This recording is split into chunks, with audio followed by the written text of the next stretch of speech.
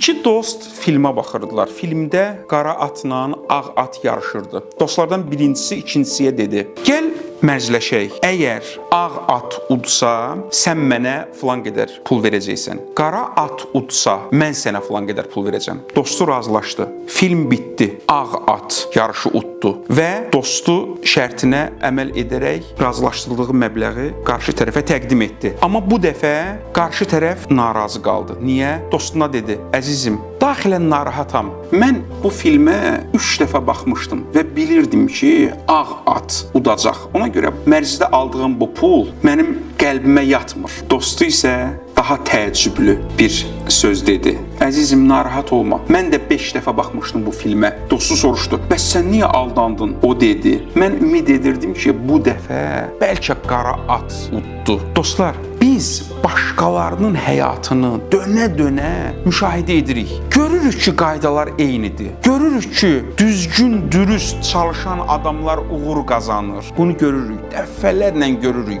Bu filmə dəfələrlə baxmışıq. Amma elə düşünürük ki, öz həyatımızda fərqli nəticələr olacaq. Xeyr, elə bizim də həyatımız başqaları kimidir. Qaydalar eynidir, dəyişmir. Kim dürüst olsa və çalışsa, məqsədinə çatacaq. Vəssalam.